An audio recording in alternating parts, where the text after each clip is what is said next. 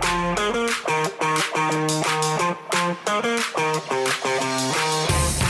everybody, welcome to Leading for Life Stories Season 2. My name is Bob Judson and I'm your host for this podcast, and I'm absolutely delighted to have you here joining me. Thanks very much, and I really hope you enjoy what follows. Hi everyone, welcome back, and thanks as ever for joining me. I'm always really chuffed to get listeners who are interested in the podcast, and recently I've been traveling around a fair bit, and it seems that lots of people are pretty interested in a lot of the things that have been said, including some of the things I'm saying, but also most importantly a lot of my interviewees.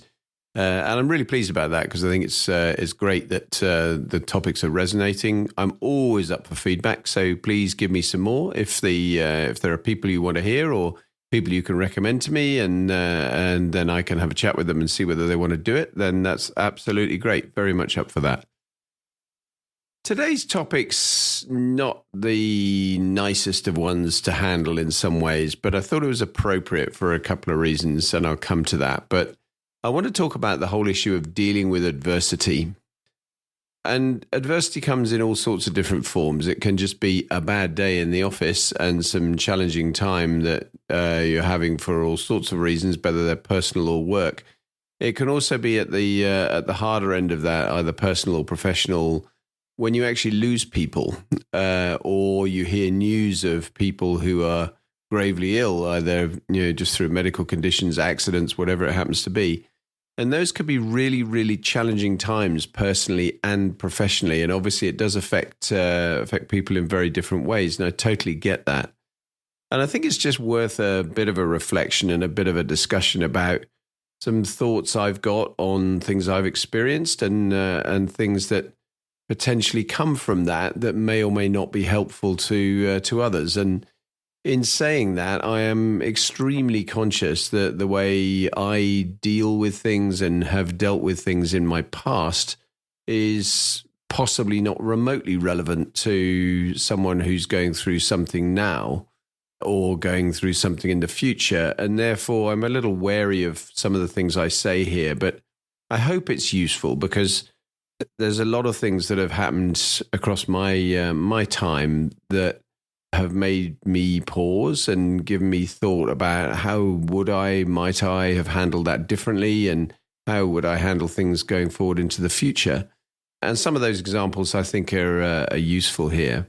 And some of this is deeply personal stuff. Some of it is less so and purely professional, but touched me very deeply personally. And again, we'll get to that in a second. Just by way of some sort of scene set, what am I going to talk about here? And I think is worth a trigger warning. I am going to talk about people I've lost, both family members and also people who've been working for me who've been killed while they've been on active service working for me, and inevitably that is quite triggering for some people, and I recognize that. So if this is not your thing and you don't want to listen to it, then perhaps now is a good time to pause on this one and either take it on another day when you're more up for it, or actually leave this one to the history books. Things that have affected me profoundly include getting divorced, which was really challenging, much more challenging than I thought it was going to be. If I'm brutally honest, I thought I'd prepared myself pretty well for a set of circumstances that had been coming for a time, and they hit me like a ton of bricks in a way that I really hadn't expected. And that was definitely tough.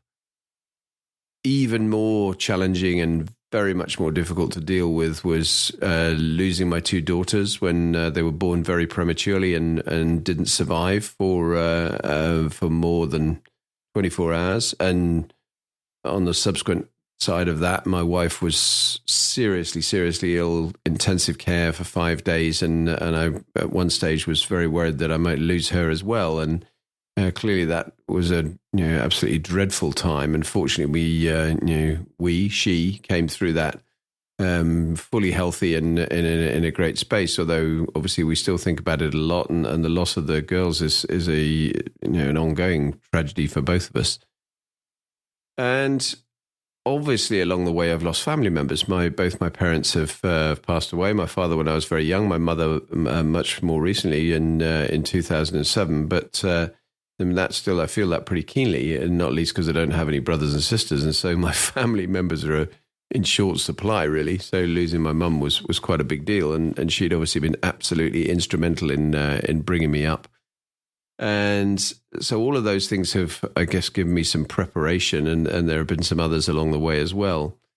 But interestingly, I mean, just today, I was talking to a very dear friend of mine who I've known for more than 40 years, and his wife tragically passed away very recently, very suddenly. And I discovered when we were chatting as well that I didn't even know that he'd actually also had some significant personal dramas in the past year with health. And again, kind of changed my perspective. I was going to talk about something different on this podcast, but I thought all of that coming together is just giving me a good reason to talk about this whole issue of dealing with adversity, because I think it is something that whatever walk of life you are in, whatever you do, you need to think about and prepare yourself as best you can for the things that are undoubtedly going to affect you. We all reach an age where more people are affected by illness, and people obviously that you know well, unfortunately, start to die. That's a factor. But then also there's, much earlier than that, you can be in a situation where things happen and, that are much more unexpected, and people are either killed or seriously injured in accidents, and all sorts of trauma that comes from that, mental trauma for those that are either left behind or left, if you like, picking the pieces up and dealing with the challenge of a really someone whose life's been changed by injury or whatever else has actually happened. And so the personal side of that is tough, and I'll get back to some thoughts on it as well. But the professional side is equally tough.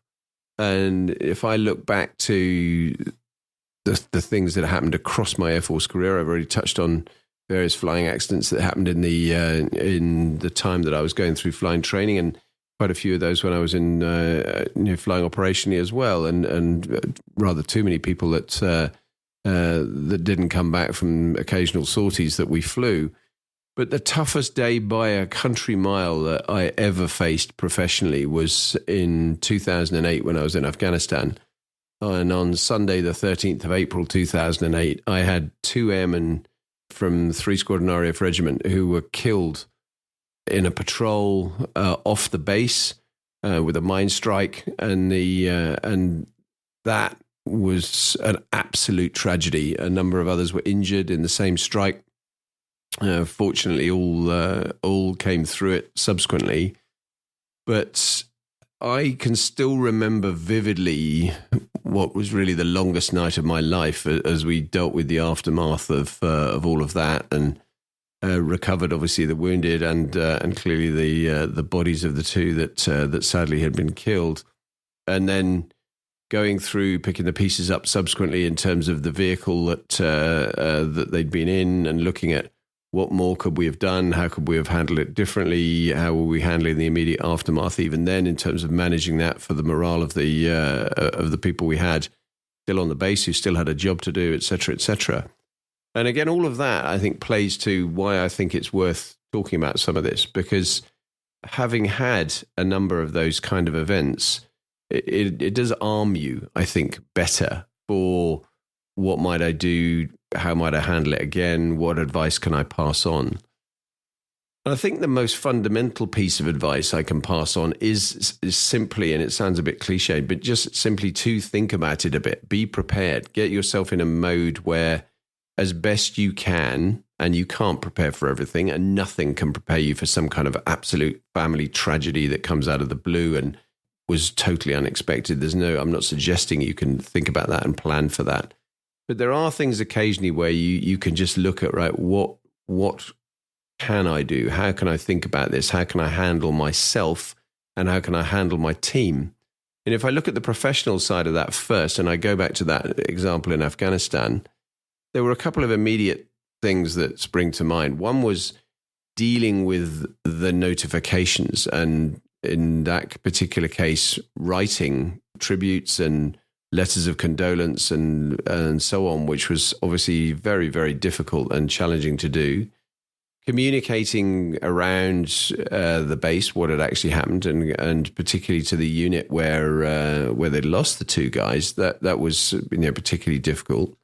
But also we were very, very conscious that we still had a job to do. They were a key part of the force protection. They were doing all of the force protection off the base.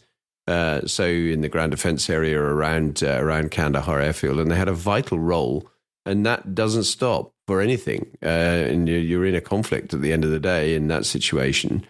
But I had clearly at that stage an awful lot of young men, and they were all men at that stage in the RAF regiment, who were deeply perturbed, I guess would be a good word, because they were going to have to go out and do this again. And they knew that a couple of their friends had not come back from a patrol. And we were obviously internally examining equipment and whether we could have done things differently. What more could we do in the future? How could we get different things to provide better protection, et cetera, et cetera. And we did all of that. But in the meantime, we actually had to just get on with the job. And one of the things that I immediately did was, and again, I can still remember when in those kind of circumstances, we took the communications down. So we, to enable ourselves the space to allow the system to do the next of kin informing back to the UK. And we wanted to obviously make sure that happened without anybody inadvertently or intentionally actually ringing home and talking about anything that might lead to the news breaking before the next of kin had been informed. So that was a relatively easy thing to do. And then the sort of UK end of that was all managed separately. And when we then lifted the comms again, I had, obviously, one of the things I wanted to do was speak to my wife and make sure she understood what had gone on and, what potentially had been breaking in the news. And clearly the news had revealed that a couple of airmen had been killed at Kandahar without giving any details. And I vividly remember, my wife saying to me at the time, right, you don't really need to do that anymore. You don't need to go on those patrols and do that thing off the base. You've done that. You've proved your point. Now you can kind of stay behind the wire. And I totally understand why she would say that. And equally, what I was doing at almost exactly the same time was saying to my force protection deputy commander, tomorrow, I'll go out tomorrow. Because it was never, ever more important at that stage to go and show that I was genuinely prepared to lead by example and that I understood what they were going through and I was prepared to face the same challenge. And at the same time, obviously, you're then dealing with all of the follow-on that goes with that and having your, I guess, the ability to compartmentalize any grief you're feeling for the individuals and putting an appropriately brave face on it, I suppose, whilst at the same time having a huge amount of sympathy and, figuratively speaking, putting an arm around the, all the guys that were left behind who were really grieving for their two close colleagues. And that was tough. And, without a shadow of a doubt, it was very tough.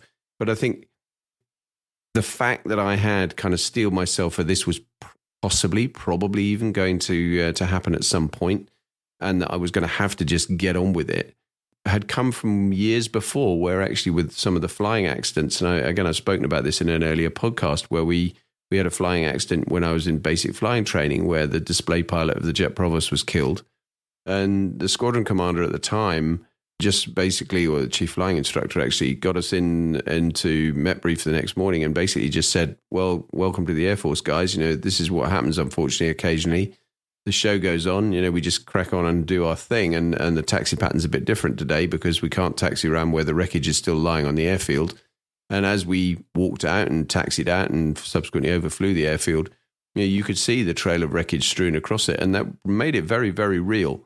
And because we had that and then a number of other similar events, over years going forward, I guess it did harden you a little bit to some of this in a way that was, on one level horrible, but also quite helpful, because it did give you a sort of certain amount of steel that you could bring to the fore when you needed to give you what you needed to kind of handle some of those challenges.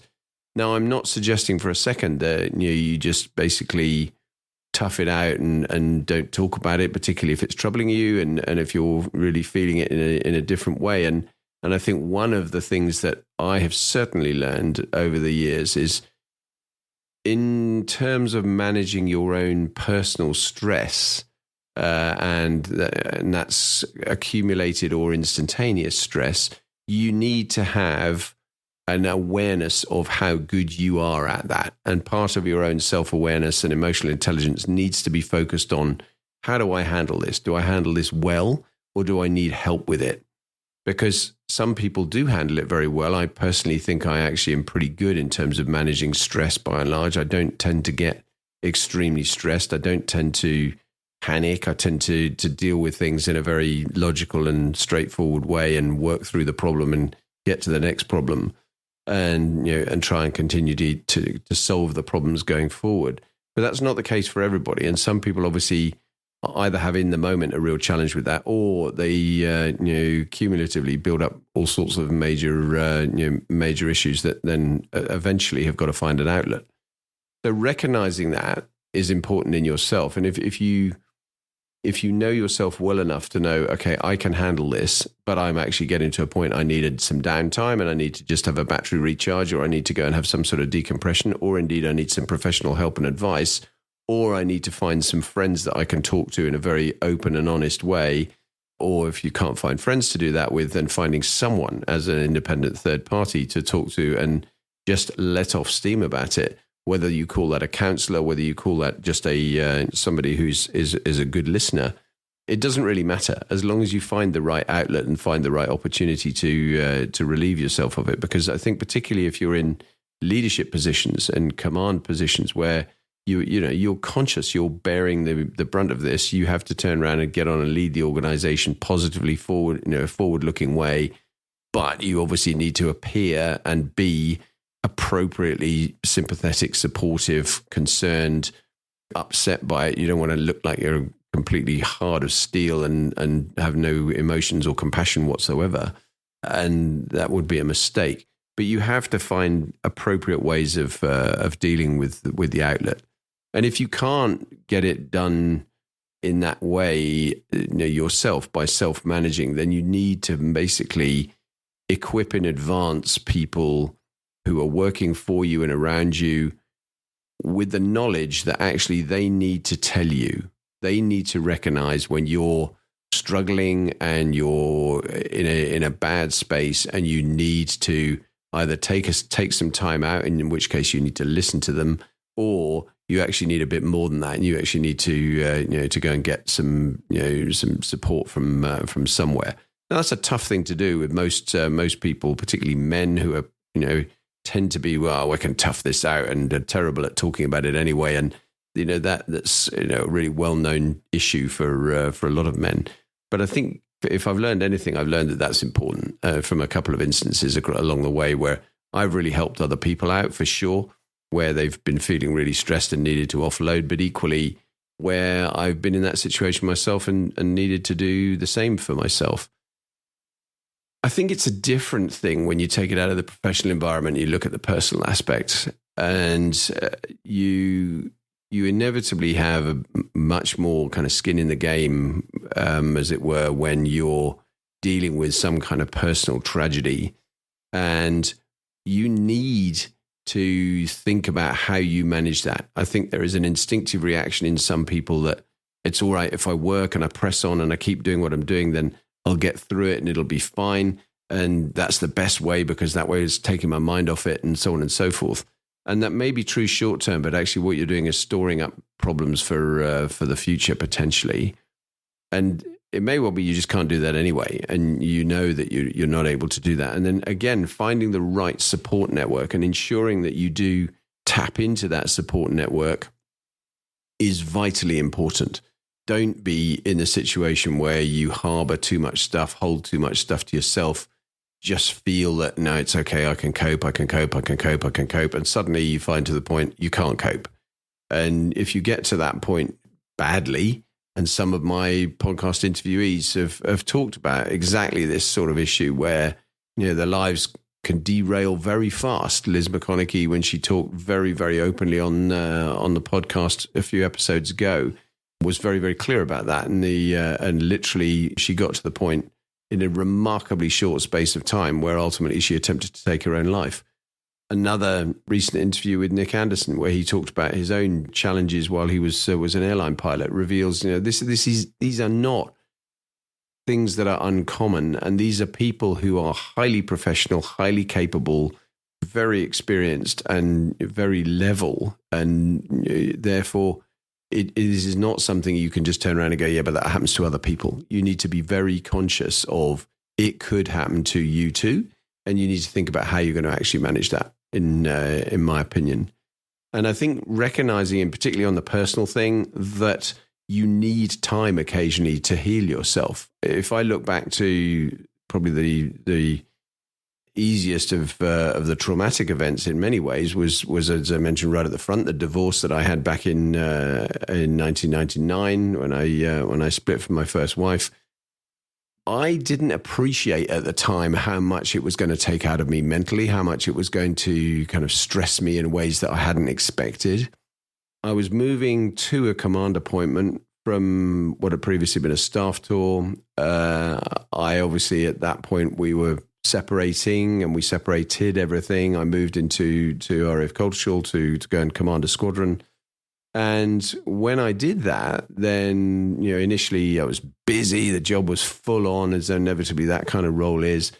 And I just got stuck into it. And 2 or 3 months in, I guess, I can't remember the exact time frame, I just realized that I was fried, and I absolutely needed to just take some time off. And it's the only time I've ever done it in my life, where I literally went and said, right, I booked some leave, went to the travel agent in Norwich, and I said, I need to go away next week. It needs to be hot, and it needs to have a pool, and I just basically want somewhere that's a nice hotel that I can just crash in.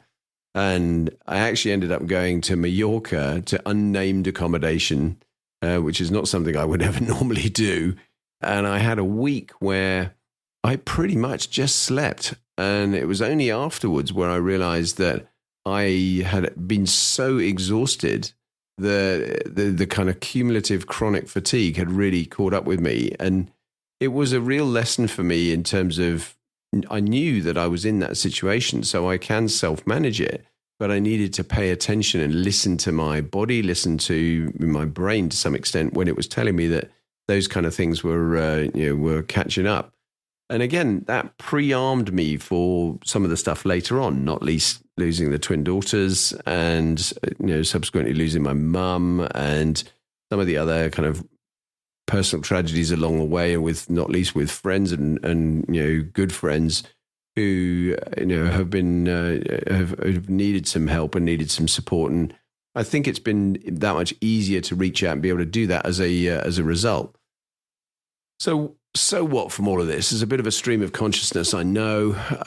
I guess what I'm saying is, don't ignore this. Think about, what can I do? How can I prepare better to deal with what is inevitably coming downstream at some point? As you get older, you are going to face a situation where people you know and people you love are going to get ill. And sadly, Oscar Wilde, isn't it? Death and taxes are the two certainties in life. And it's consequently really important that you do start thinking about how you're going to arm yourself better and prepare yourself better for that. Because along the way, well before you get to kind of age-related stuff, there are going to be some things, unless you're exceptionally lucky, that do risk derailing you. And the more you can do to prep yourself, pre-arm yourself, prevent that actually happening in terms of a proper derailment, the better. And knowing, where am I going to go? Who are my real friends? Who am I going to turn to and really seek reliable support?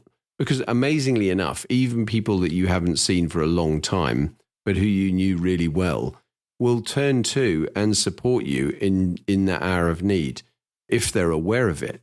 And if they know that there's an opportunity to actually help. So it's definitely something that's worth thinking about. How are you actually going to employ that support network when you need it? What are you going to do to self-help yourself if you can? And how are you going to get there? How are you going to keep the train on the track in terms of the job when stuff happens that you weren't expecting? What's your behavior going to look like? How are you going to front up in front of the troops that work for you? because being in front of the team and being too tough can make you look heartless. It can make you look as though you lack compassion, particularly if it's a personal issue. People will just look at you and think, what sort of human being are you? But at the same time, obviously, you probably don't want to look like a pile of mush that is falling apart at the seams. So balancing those two things is really important. It's not an easy thing, and you don't really know how you're going to deal with some of these things until you're in the moment, but you can do some thought and some preparation around it for sure. And what you can also do is be aware of watching for the people that work for you and also the people that you work for, and seeing if you can spot opportunities to turn around and help them, because just occasionally you might really be able to do that. I had a boss a long while ago who absolutely that was the case. He was clearly not himself. I knew he wasn't himself just because I knew him really well and still know him really well. And he's a really good friend to this day. And I vividly remember just taking him to one side and saying, "Hey, look, can we have a chat? Because there's something I want to talk to you about." And he said, "Yeah, of course." And we went off and we sat down. And it was when I told him, I said, "What's the matter? You're obviously not you. You're really not feeling yourself." It was like uncorking a fizzy bottle of Coke, and we had a pretty I had a sort of fairly interesting time listening to the lengthy list of things that were troubling him, many of which in and of themselves I think were relatively minor, and he would be the first to say that. But the accumulation was what got him, and he recognized subsequently that this was a kind of big moment, and bless him. I mean, he came to me the next day and said how grateful he was that I'd given him the opportunity to do that. And I think it was, again, all those things that I've learned from along the way, where you can provide support to people in a way that you perhaps may feel, well, I really shouldn't say anything. I'm not sure it's possible for me to do that. But absolutely it is. If you see the opportunity there, then you definitely should think about how you handle that, and what you do in the moment when it's when the chips are down. But certainly, I guess to almost get into the close here, look after yourself. Be aware that nobody is superhuman in this space, right? You need to be aware of your vulnerability, your risk of not actually going through things as well as you thought you were going to, and thinking about how are you going to manage yourself when you're in a situation where you're having to deal with something that's really seriously difficult. Because trauma, is challenging for everybody. And there is support out there, there's professional support out there, but there's also just a friend network that you can tap into almost certainly and make sure that you're able to lean on it. So be aware of your own personal state, I suppose. Be aware of others around you and get to know what's normal for them. What's their normal gauge? What do they know? How are they? If you know people well enough, you'll know when they're not well enough. You'll know when there's something not quite right, and you need to use that or be able to recognize that opportunity to intervene and potentially really help them at a critical moment. So that's really what I wanted to say with this one. I think it's, as I say, it's a challenging topic, and I'm sorry if it's been a bit downbeat instead of some of the things that I normally talk about, and I'll try and be a bit more upbeat next week. But I just wanted to get this out because I just think that for so many people, it is an area that is really tough, and everyone will be there at some point. So lean on the people that you can lean on. Trust your instincts, trust yourself. Think about how can I actually get what I need in terms of support along the way, because it will make you much, much more capable of dealing with some of the things that are really challenging at the toughest moments of your life, both personally and professionally. Thanks for listening. I hope this is useful to you as always, and I really wish you a bright and breezy day on the back of my not terribly cheerful podcast. But I'll be back again soon with something much more upbeat and cheerful. But until then, thanks a lot. Bye-bye now.